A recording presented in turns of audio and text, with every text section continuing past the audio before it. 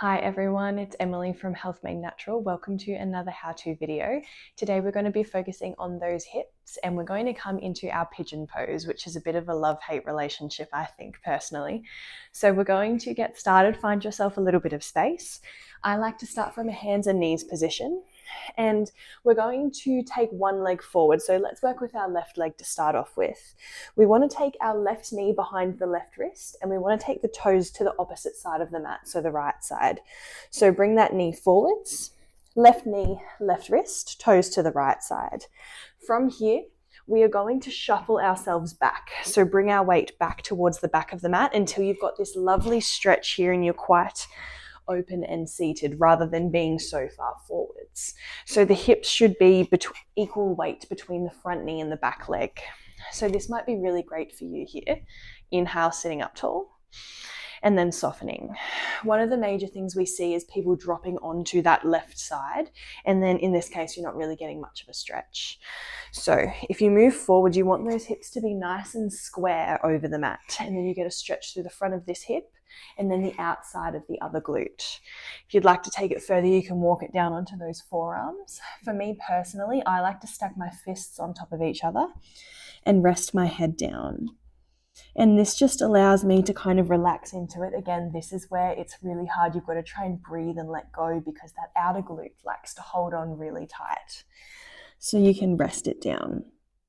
And again, just be careful you don't drop onto that left side and you end up something like this, because that stretch isn't going to do a lot for you. You're going to get a much better stretch if you roll over and forwards like this.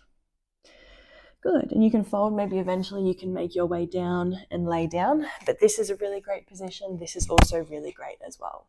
So you've got your options here. Nice. If you find you've got quite flexible hips, we want to try and get this leg as parallel as we can with the short edge of a mat. So if you've been doing this stretch for a while and you find that it's feeling quite good, try bring that foot up a little bit more. So we try and get that leg horizontal, horizontal.